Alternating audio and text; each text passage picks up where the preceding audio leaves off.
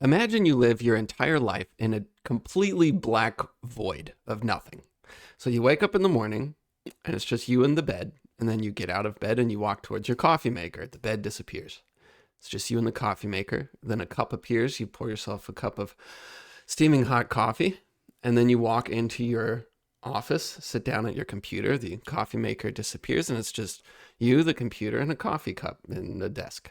And then you drive to work in a car, and it's just the car in total blackness. And then you arrive at work and you go sit down at your work desk, and that's the only thing there. There's nothing else. No sounds, no background, anything. It's just you and the computer and I guess your coffee cup. And that's your whole life. No background, anything. If someone comes to talk to you, they appear, speak, and then vanish. Um, how much do you think your life would change? How different would that be with no background, anything? If it's not immediately important to you right then, it's completely disappeared. How much would that change everything? That is an interesting hypothetical. I don't know the I answer to it. It's kind of interesting. Yeah, I was gonna say I might get less distracted. Maybe there's an upside that I'm always focused on what's in front of me, but the things that I get distracted by aren't usually from the environment. They're from, my computer, my phone. So I don't know if it really solves that problem. In fact, most of the time Well, when I stop and look out the window and see a bird or look at a tree, that's a calming moment that helps me. That's not something I would want to avoid. well, I mean, not even talking about distractions. I mean, all the wonderful things that are in the background, like a bird in a Mhm. tree out the window, whatever. All of those things. How much does the entire world and environment play into our overall feelings and focus and happiness and just the overall feelings of what we do? You Mhm. know, how much difference does a morning make versus the night, or how much difference does a coffee shop make versus your bedroom, or etc. I mean, Yeah. how much does the outside world affect how you feel and how you do things?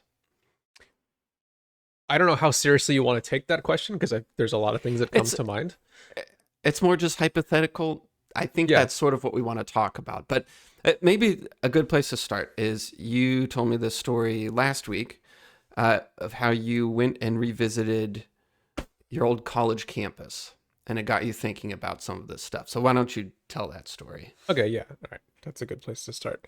And that is what prompted this podcast. So I went with our cousin Ryan to the University of Central Florida, kind of convinced him to let me tag along for a day at school. And for the most part, he kind of went off and did his thing and had lots of classes. And I just had the day to wander the campus.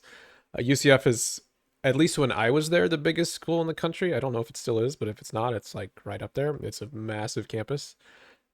I was there for 5 years because you know, took a long path to graduation.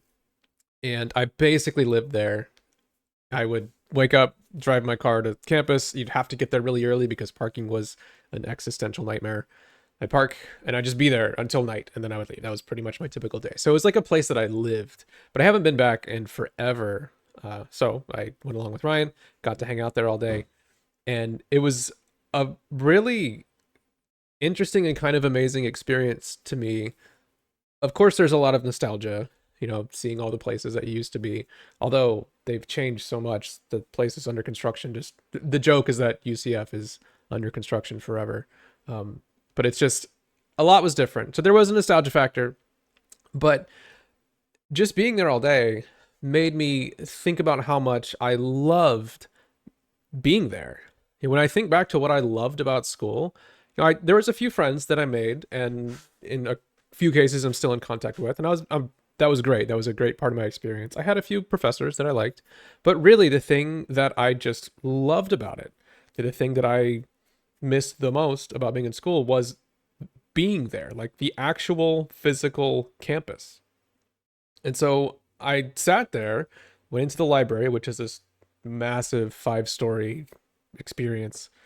Went to one of the coffee shops, got some coffee, sat down, did some journaling, tried to just reflect a little bit about like what was I feeling, why was this place so compelling to me, what was it about it that was so compelling. And again, I didn't run into anyone I knew. It was just the physical place, just being there, and the people around, and the buildings that I was in, and everything. And I don't know that I 100% know. It's something I kind of want to talk about today, but that's at least the segue into the podcast, which is, what is it about certain physical spaces that is so compelling? I mean, it's not just nice things to look at. It was emotional for me. Again, there's a little bit of nostalgia in there, but beyond that, it really changed the way I felt. It changed what I wanted to do. It made me want to change priorities or focus more on things that I wasn't thinking about the day before. And maybe a similar experience that I know at least some people have is just spending a while in a bookstore. A lot of people that I've talked to will say this, like, man, when I go into a bookstore and I just hang out, I feel like I want to read more. I feel like I want to study more. I feel like I want to be a better person. There's just something about being in there that is inspiring. And that, in my case, on a grander scale for that day, that's kind of the feeling that I got. Is that something you experience ever? Bookstore, maybe in particular? Yeah. Okay. Well, I've probably told you about this, but I mean, I think I've mentioned it on here before, but I went to this music camp for 2 weeks in high school. It was at University of Miami. It was a music composers camp, whatever. And it was incredible. I mean, you're just there on campus for 2 weeks, learning all types of things and meeting all kinds of people. And when I think of some of the most inspiring times in my life, that is definitely one of them. And it just had this atmosphere of learning and pushing yourself and trying things and hope, and you just, everyone there wanted to be great and loved music, and every conversation you had was about music and how much it was just, it was a life-changing experience. And I've always wanted to be a part of something like that again. Now, surely if I had stayed there for a couple years, maybe that would have changed. It was only 2 weeks, but the feeling I got from that was just something I never really experienced before. And there's a couple different things that probably factor into that, both for you and for something like that for me. And I've had similar experiences, though maybe not quite to that level before in different places, but I think there's so much that goes into it. One is that everywhere you look, everyone is sort of on the same mission. I mean, it goes in different directions, but you're all there to become better. None of you have to be there unless somebody's rich parents are forcing them to be there. You don't have to be there. Everyone wants to be there, though it might be a challenge.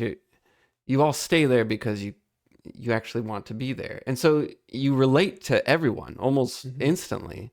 Everywhere you look, you relate to them. So I think that's part of it. Also, you relate to everyone because you're all learning the same topics. So if you have trouble with something, you just talk to somebody else about it. So there's this common interest in everyone, which is not something you find really anywhere else. Even in a bookstore, I mean, everyone's looking at books, but everyone has completely different interests and they're kind of all over the place. But I don't know. I mean, what do you think played into it for you? Yeah. Well, so first, I think that was one of the first things that I really felt was the fact that everyone around you is working really hard on something. I'm sitting, I'm just kind of journaling and being a weirdo, but the people around me are working on calculus and they're like complaining to each other about how awful calculus is and how difficult it is. And they kind of, complain a little bit and then start doing the work, and then they stop and complain a little bit more and do the work. And I know that sounds silly, but it's inspiring. Like it was just everyone in the building, thousands of people in this building are just kind of doing the same thing. They're all there to work really hard and struggle with some very challenging study and classes and work that they're doing. But everybody's there doing the same thing and suffering in the same way and striving towards the same thing. And something about that is so comforting to me. Like if I'm going to go somewhere and I'm going to do that and I'm just surrounded by other people doing the same thing, I love that feeling. That to me is just so different than sitting in your room at your desk in the corner, just kind of doing your own thing. You feel so alone, and that you just feel like you're kind of quietly suffering by yourself. So that would probably be the number one thing, is just so many people who are just aligned in the same way. Everyone is striving towards the same thing, and something about that communal feeling is amazing. There's a lot more that goes on too, though, in part,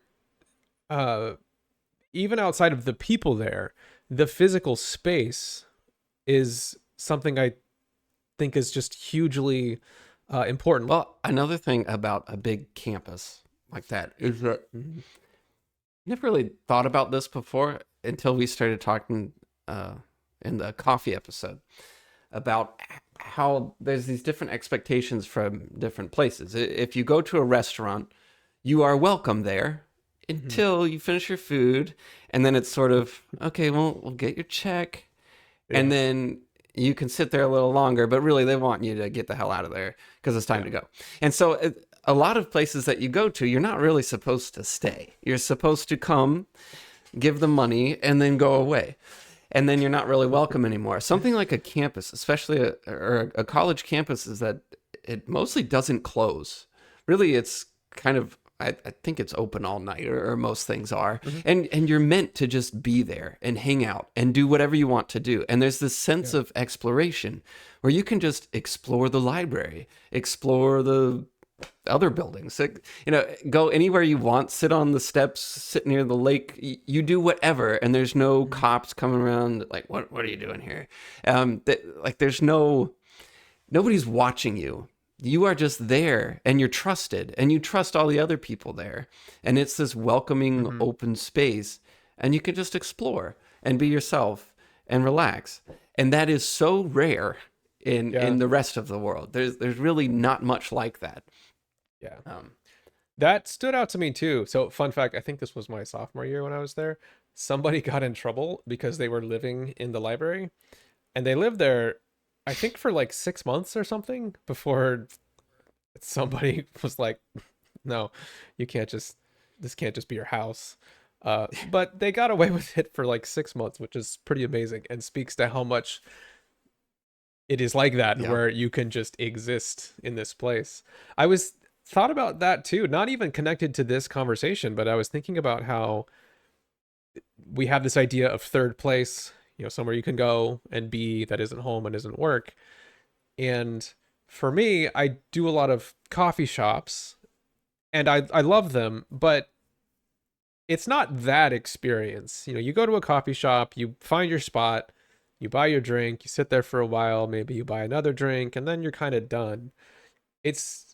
Once you get up and leave, you can't really just go back in. You would have to probably buy another drink and resituate, and it's kind of a bought experience. They expect you to be buying drinks, which again, totally fine, and I love it. But the college campus is like a city where you can just go be anywhere you want.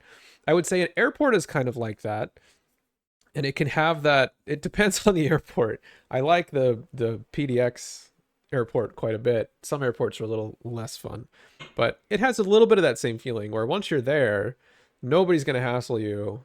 If you could go sleep on the floor, nobody cares. That's like a normal thing to do because you went through security, you've got a flight somewhere. It might be in 30 minutes, it might be in 7 hours, who knows, whatever, right? So you kind of get that experience there. A mall is kind of the only other thing I can really think of where you can go to a mall and just hang out and do whatever. And, a mall is not the most wonderful place in my opinion, but there's not really much else. Almost anything else, you're going to a single place and you're having to spend money to do a particular thing, and you can stay there for a while and you have to leave. You know, you might go to a bowling alley and bowl, but then you're done. There's not really anywhere else that you could just go live. I mean, there's parks and stuff, which Yes, depending but on the park, there's a lot of different ones. But I used to go to malls and bring my sketchbook or journal or whatever, and I would hang out there all day yeah. by myself and get coffee and go explore places, and I would have that sense of adventure a little bit, Mhm. and go to the bookstore and hang out in there too. And I also get that similar feeling in airports as well. The first time I flew to visit you, I remember I was at the airport like 3 hours early or something. I brought my sketchbook, and you just kind of hanging Yeah. out, getting coffee and food and whatever, and you just sort of walk around and explore. And it's Mhm. a really nice feeling. And yeah, it's something you don't get a lot of places. But what else is there? And how do you create this for yourself? Or how do you Mhm. find these things? Or like what are the important aspects of it that you and it's not just this feeling that we're after. We're sort of after any environmental Yeah. good thing that makes you feel good or gives you the right type of energy, I guess. Okay, well, there's something I really want to talk about, and I think that I want you to talk about it actually, because you probably know a lot more about this. You definitely know a lot more about this than I do. Uh, Lighting is such a maybe the most important part, or at least one of the most important things about a physical space that makes it feel comfortable and inviting. And it's for me a little bit hard to nail down exactly what the differences are, but I know that it makes a difference because I can just feel it almost as soon as I walk in. So, a quick example, I think this was yesterday actually. I went shopping with my wife and a friend, and we were just kind of doing some random Christmas shopping in little shops. So, we walk into this one store, I forget the name. It's relatively small. They just sell crap like, I don't know, Okay. stuff, cards, books, things you put on a shelf, whatever, just crap.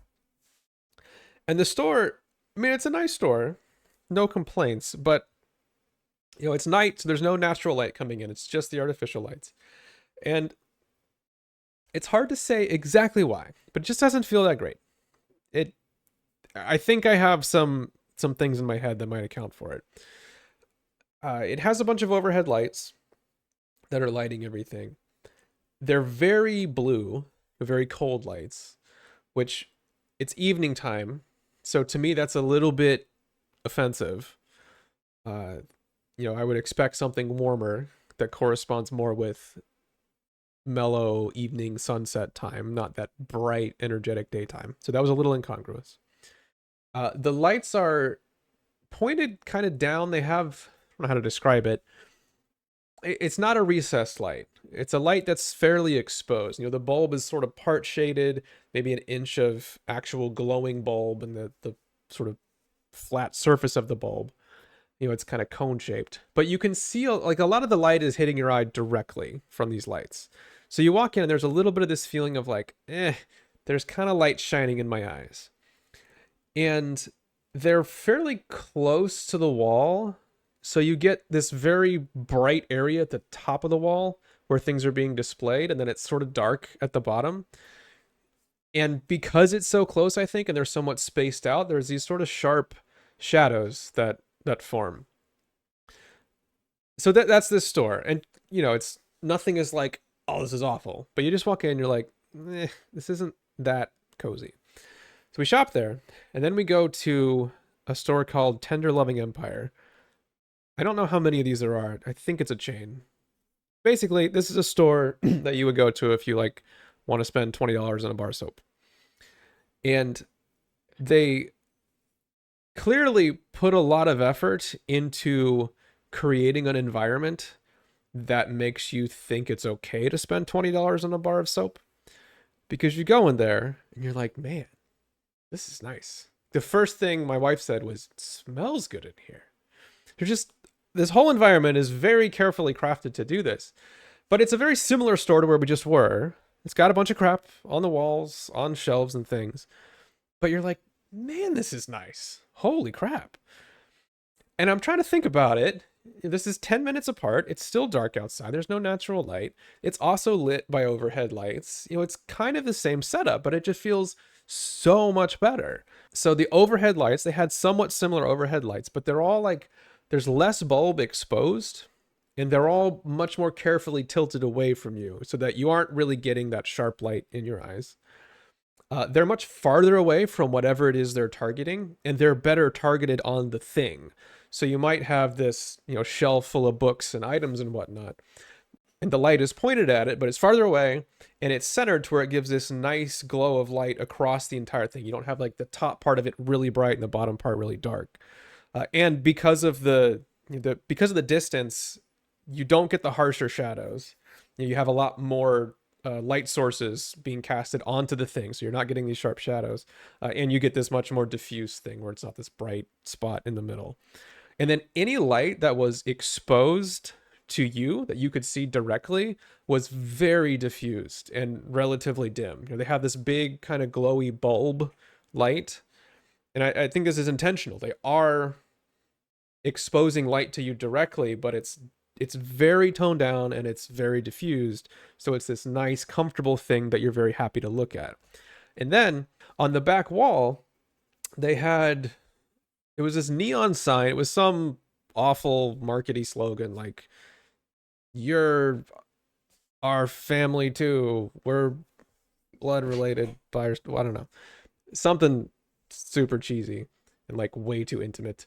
But it's this kind of orangey red neon sign put across the back. It's not super bright, so it's not hard to look at all, but it creates this beautiful, almost cyberpunk reddish glow across this wall. So you see this back room, and it's bright, it's light, but it has just this reddish tinge to it that's coming off of this neon sign with this beautiful gradient of red kind of near the sign, and it gets softer as it comes out and just washes through the room really beautifully.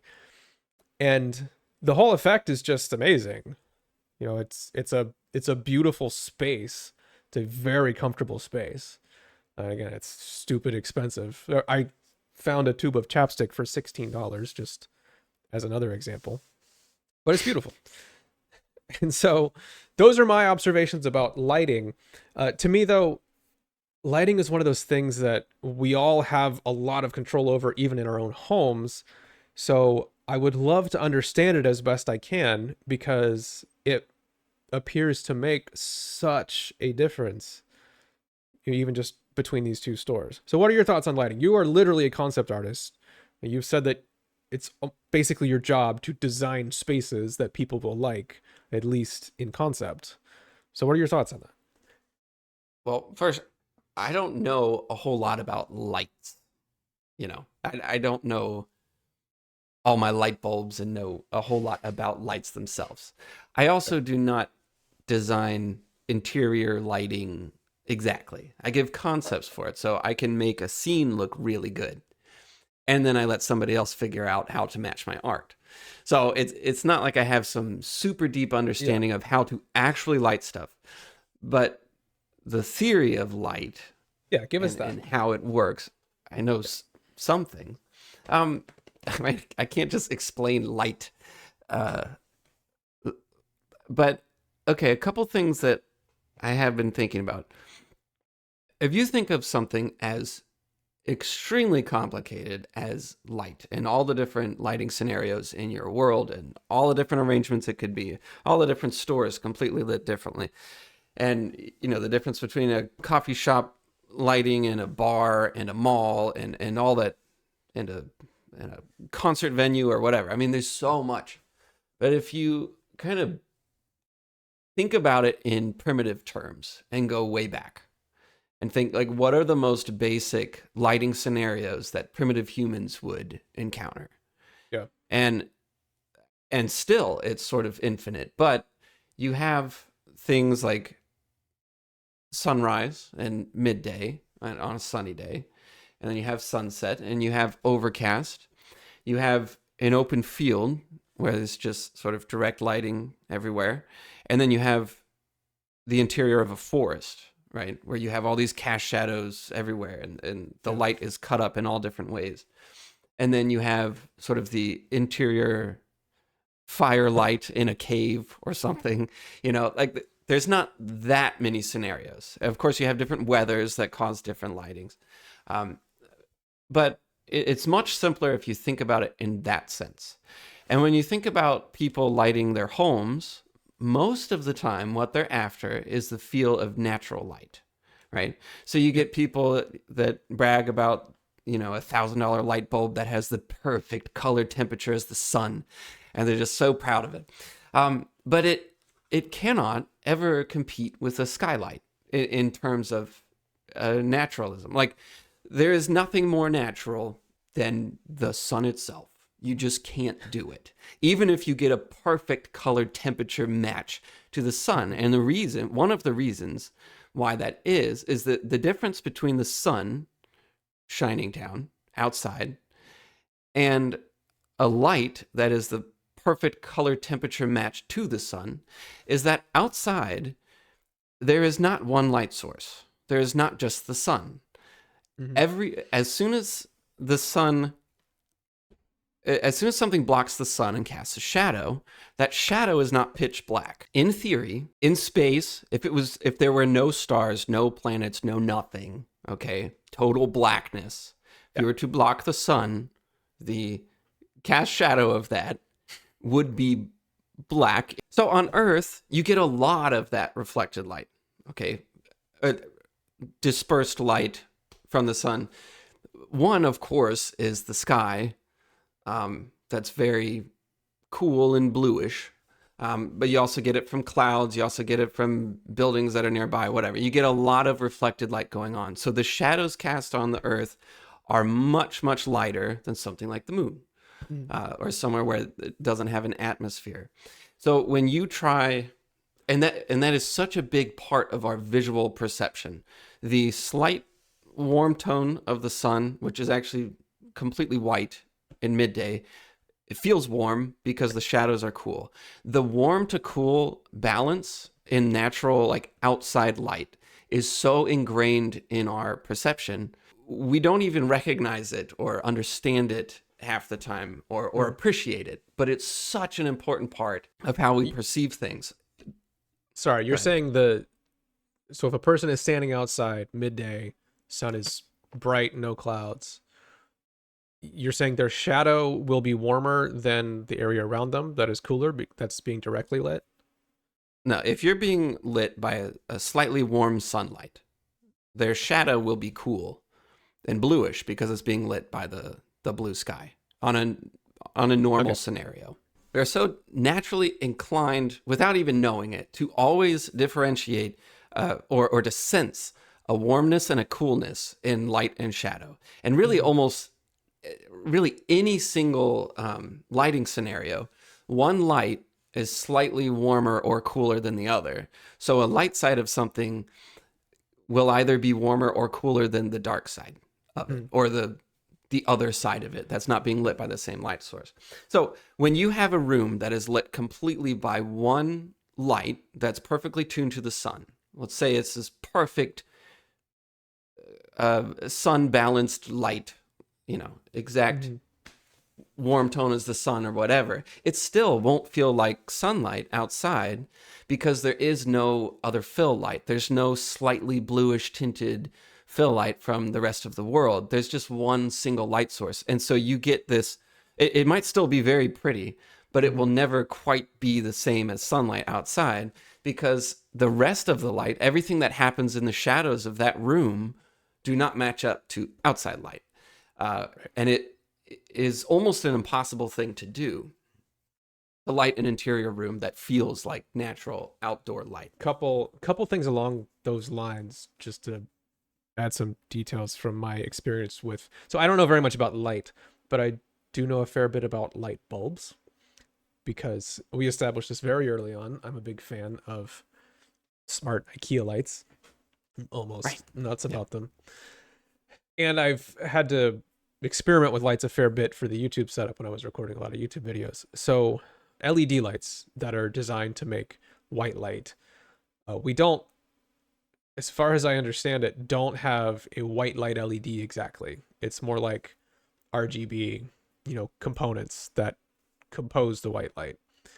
And one of the problems, especially with cheaper LEDs, is that they create white in the sense that you see it, and if you ask somebody, hey, what color is that? They'd say that's white, but it's not the right white. It's essentially it's composed of these three sharp spikes of color. It has this big spike of red, this spike of blue, and spike of green at these very particular frequencies. So when you sum them together, it makes white, but you're missing all of the other frequencies that, fill in the spectrum from the red to the blue to the green and whatnot.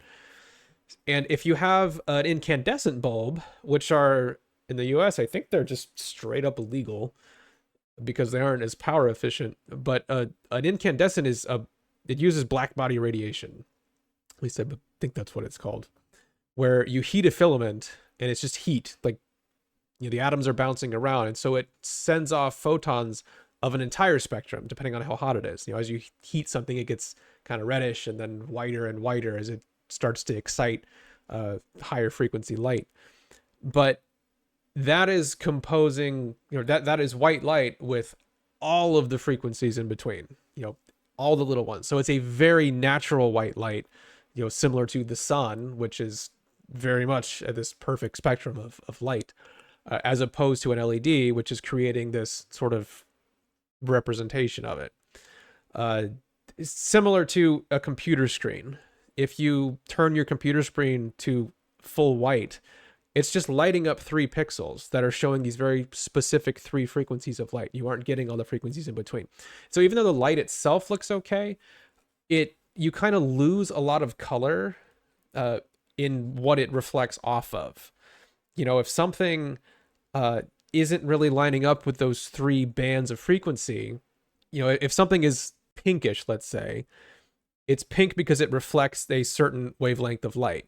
And if you're hitting it with one of these LED bulbs that only have these 3 particular frequencies, it may be that pink thing is trying to reflect a wavelength of light that it's not getting. So it doesn't really look pink. It looks kind of reddish or just kind of grayish. It doesn't really look right. So a lot of the newer LEDs are much better, but it's worth kind of looking into if you're going to be putting lights in your house to try to get a full spectrum LED that actually does a better job. It's not perfect, but it does a better job of trying to cover all those frequencies so that you get much more natural colors. And it's a weird thing because if you don't know that, you have these lights and you're like, I don't know what it is, but it just feels kind of sickly a little bit, and you don't know why. The other thing too is that you talk about a skylight and how beautiful the light is coming through a skylight. If you think about the skylight itself, you're getting, like you said, it's complex what the sun is doing because really it's a full spectrum light. It's reflecting off of all kinds of things. It's coming through the skylight, so you're getting different wavelengths of light coming in at different angles, and there's a lot about that. But you can get a reasonable approximation with just a big flat diffused panel of LEDs. And actually, I use this as my key light for recording. I don't know if I can put it or not. So this will like blow out the camera. But it's pretty good. I mean, I'm not saying it's the same as a skylight, but if you have this up against the wall, if you're not really thinking about it, it almost feels like there's a bright window there. And these are from IKEA. They sell bigger ones and whatnot, but it gives you this nice diffused set of light. And I think this is really key. You said this, but the color temperature of the sun changes over time. Like there is a chronologic component to it where it's very warm in the morning. It's much cooler at midday. You have that coldish, bright, bluish light. And in the evening, it gets warmer again. And we are wired for that. I mean, if you listen to Andrew Huberman talk for more than 10 minutes, he will tell you about how important it is, in his estimation, to be exposed to warm light at a low solar angle in the morning and whatnot. But that is such an important part of our chronology. In my opinion, artificial lights are a massive failure if they don't emulate that.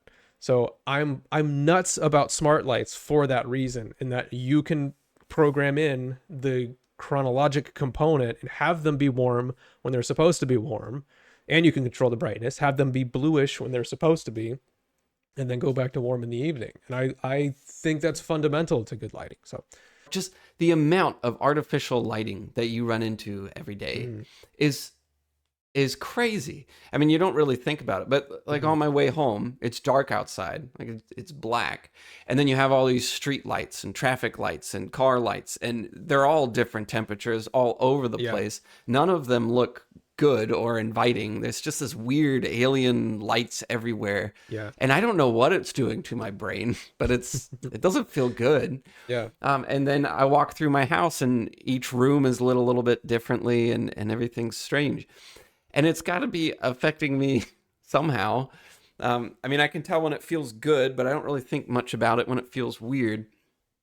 And I don't think we're trying to answer a question of like, what is the perfect lighting for your office or your bedroom. It's just sort of, I don't know, what kind of effect does it have on you? And is that good or bad? I think the effect is pretty profound, especially when you consider how much control you have over your artificial lighting. It'd be cool if you could just punch a hole in the wall and have a giant window in all the rooms and get tons of natural light, but that's not easy to do. But you do have a lot of control over natural light, and it's not that expensive, and you can make some pretty massive improvements. Like I said, the difference between these two stores, the main difference was the lighting, and the effect it creates is dramatic. And this other store, if they had just, I mean, I can't imagine the cost. Maybe this custom tacky neon sign was expensive, but everything else, it was almost like the same lights. It looked like the same roof rack. It was just placed better and dialed in better, and the bulbs were different and better. In fact, it's this cheaper store. I forgot to mention this, but it apparently, or it looked like some of the bulbs had burned out, and so they replaced them. And so you would have this rack of lights where there's, out of the 6, there's 4 that are super cold, and then 6,000 Kelvin, and then 2 that are super warm. They're probably 2,000 Kelvin. So it's this awful mismatch side by side of really cold blue and then really warm. And you're like, this is a weird and kind of gross feeling. And they just didn't think about it. They just bought some bulbs. Hey, these fit, and they put them in, and then nobody's really paying attention. The point being, I think that there's so much you can get in terms of environmental improvement by improving your interior lights. And I think it's worth doing.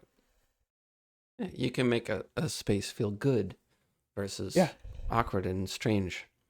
I mean, your office right now, to me, looks very nice. You have a very nice set of lights and lighting in there.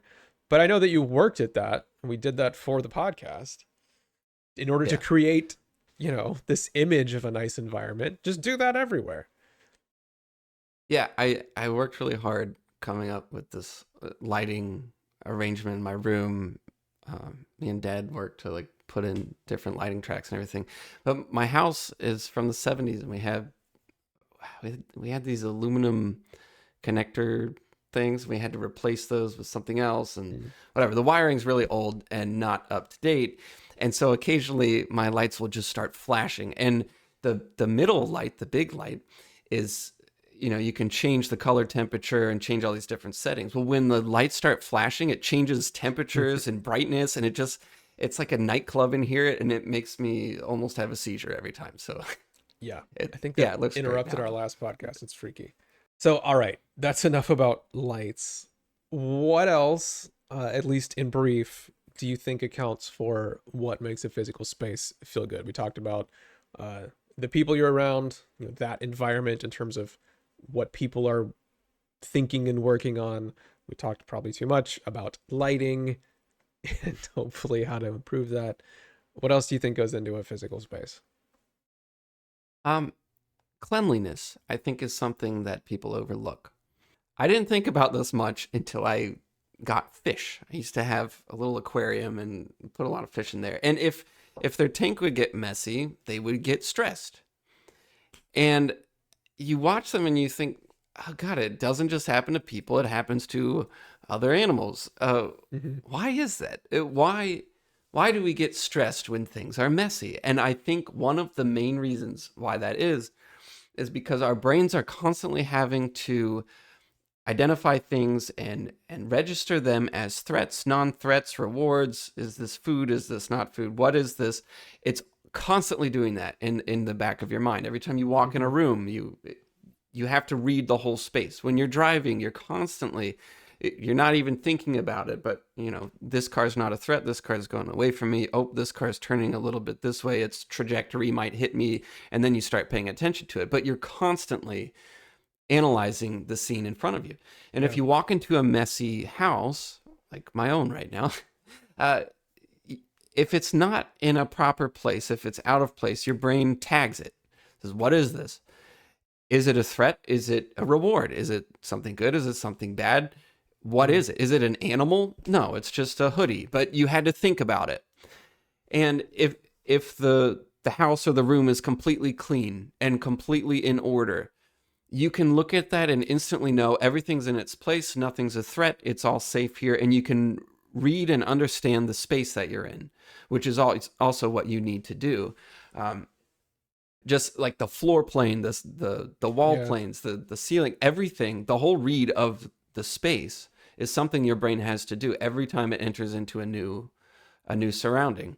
So having a messy place, and when I say messy, you can think of some people who, the real creative type or the cliche, they have this super messy room, things are everywhere, books stacked up and down, and there's papers everywhere, but they love it and they feel right at home. And I wouldn't even consider, from the outside world, it might be messy, but to them, they know the place of all of those objects. So to them, in some way, it is clean because everything is in its place. Nothing's out of place. If you took all that stuff and threw it around their room and put it all out of order, then they would be stressed because now they have to reanalyze everything. They have to refigure everything out. Nothing is in the place that they had before. So it's not a typical clean or not clean or whatever. It's what you know and can recognize. And if you have a messy room or office or studio or whatever, where things are not where they should be, are not put away correctly, or it's cluttered and you can't read the room and you can't understand where things are, it's stressful and you don't want that. So cleanliness and orderliness, I will preach it now, but I need to spend some time cleaning my own office. And it's stressing me out right now. Like my office is cluttered and messy and I need to clean it. And it's stressful and it affects the way I do things. It affects my ability to focus on certain things and relax in a place that should be very relaxing and conducive to what I want to do. That's really interesting. I've thought, of course, about cleanliness and how I really like a clean space, but I never really tied it together in terms of that cognitive load aspect. I've always felt a little bit kind of like, I don't really get why. I'm not going to think about it too much, but I like that explanation a lot, that it is creating this subconscious burden on your mind. Even like a tiny little thing on the floor, a little clump of hair or fuzz or laundry something, your brain has to figure out, is that a cockroach or a spider or a scorpion, or is that some sort of threat to me? Or is it just fuzz? And you have to figure that out. Well, two things. One, I have noticed how much my cat and dog, but more the cat, loves clean things. If you clean something, she's just all about it. You vacuum the rug and she's like rolling around on it. Like, this is the best thing ever. And she just seems to really like clean stuff. And even the dog, dogs are not known for their cleanliness, but even so, you wash his sheets and he has like 3 blankets that he sleeps with. Because he's that spoiled, but you wash them and fold them up and he just loves it. He's rolling around in it. The other thing is that I've managed to keep the light cone of the camera here relatively clean, and even that has started to become cluttered. Like, I don't know what that thing is. I don't know what this cable is for. I don't know what that is either. Just, they're starting to be junk, and that's in this safe square of the podcast cone. I don't even want to think about the rest of this. So Which is Same. great because that is an actionable item. I could clean this stuff and theoretically feel better in this space, which is great. I'm going to do that. I think the amount of things that affect you in the environment are completely infinite. And we did a really bad job of narrowing down specific categories and being able to simplify things. Uh, but let's try, I guess, a little bit to name some of the main factors. One is people. When you're in a place like a college campus or a bookstore or whatever, you have a way of sort of your brain can read all of them and register them as non-threatening. You can walk into a coffee shop, really. I mean, yes, in theory, you never are you ever safe around humans. But in a coffee shop, you can sort of settle down and relax and think they're all here for coffee. I'm good. If someone comes in with a gun, you reassess the situation. But for the most part, you can read all of those people as one thing, no threat. At a campus, same thing. They're all students. They're all safe, in theory. And anywhere you go, like that, you can do that. If you go into a back alley of New York City or something, you can't do that. That's an unsettling place to be.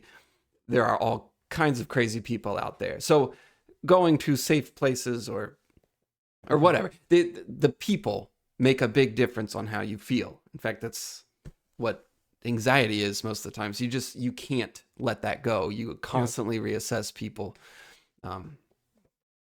So people is one category. Just the environment, the atmosphere of people. Okay, and then there's one section of it. There's the other section, I would say, of like the physical attributes of that space. And we went through two of them. One is the lighting, of creating this natural feeling lighting. And of course, that's different depending on what the space is designed for. A bar is lit very different than, a coffee shop and whatnot. But we'll set that aside because we talked about lighting more than enough. So lighting, creating that environment, natural environment.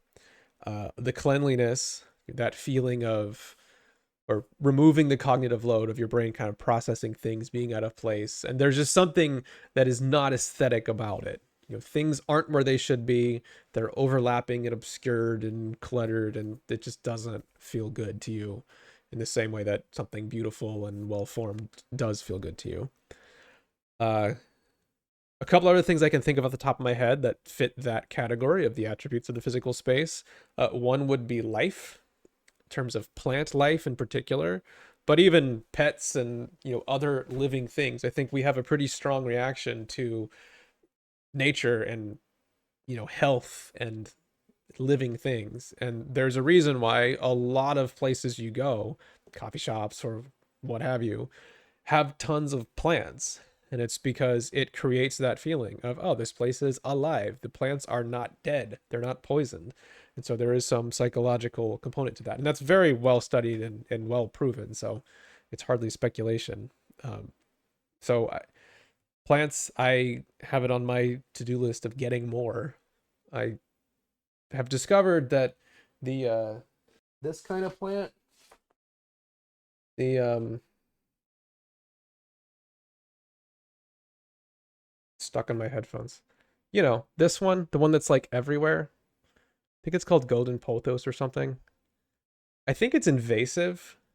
Like it's not supposed to be here and you can't kill it, which is awesome for like office purposes and for me because it's just almost an unkillable plant. So I've been having very good success with this and I recommend it. But more plants, I think that's very helpful too.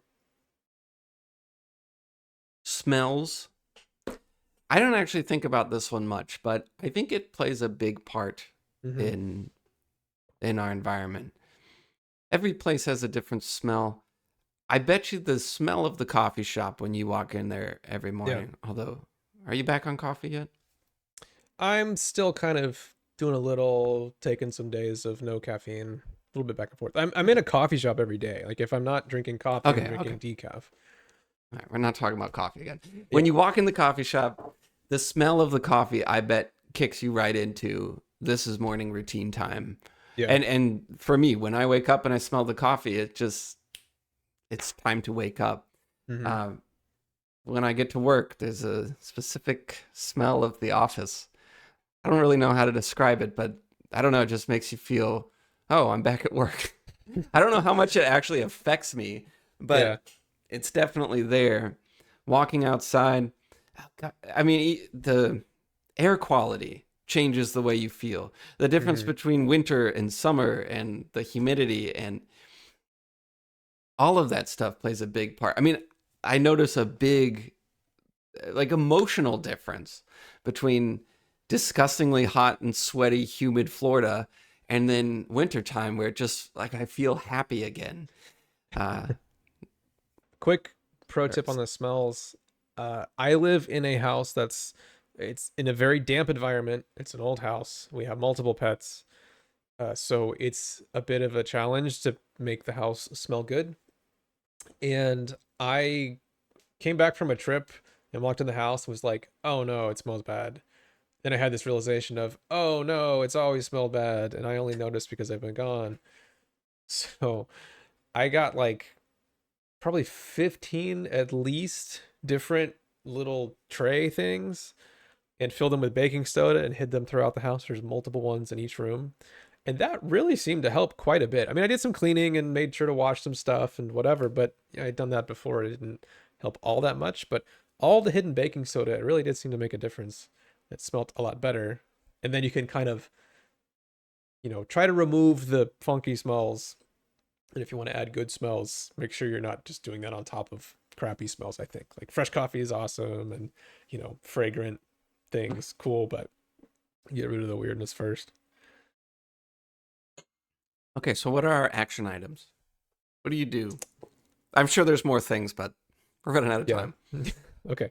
So first, I think it is worth really prioritizing good environments, especially you can't control too much about where you work and whatnot, but in terms of third place, or if you have a chance to go somewhere and do work or do something, do journaling, I've just increasingly started to value a good environment. The coffee shops, the outdoor spaces, anywhere that really feels good to me. I really like them, and I'll go there. So I think it's worth making a little bit of extra effort just to be in good environments because it makes such a difference. It can change the shape of my entire day. I think that's worth doing.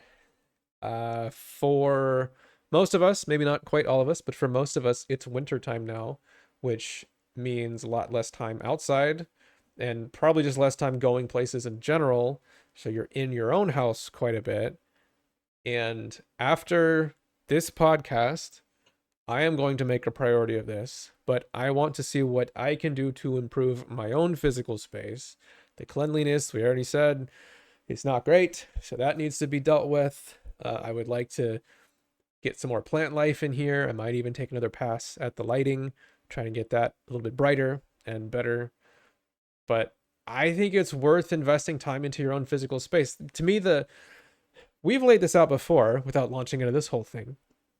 But there's kind of this hierarchy of things, classes of things that you can do to try and make yourself better. You can try and always use your willpower to make better choices, which is the hardest and least sustainable way of doing things. You can try and exert, some willpower at singular moments in ways that affects you over the long term. And those are so much like if there are any of those available to you, that is what you want to do because it's like the effort level is just orders of magnitude smaller for the benefit you get. So changing your environment is one of those. Anything you can do to change your environment requires usually some work up front, some decision making or thinking, but then it's just there. And that environment, if it's better, it's making you better from then on. And that's such a valuable thing that you should just do anything like that. Anything that anywhere you find that opportunity, just do it because the value is so high. So even if it's super simple, like just buying a plant for your desk, if it gives you even the slightest bit of psychological comfort, it's worth doing. Just do it. because that, as long as you don't kill the plant, will last for years. And that little tiny bit of psychological comfort added up over the course of years is quite a lot. So go to good places and make your. Go to good places and. Go to good places and Go to make good places and make the places you go good. Yes. Yeah, there you go. Yeah. We got it out. All right. All Can right, we please end this? Yes. Yes. All right. Goodbye, everybody.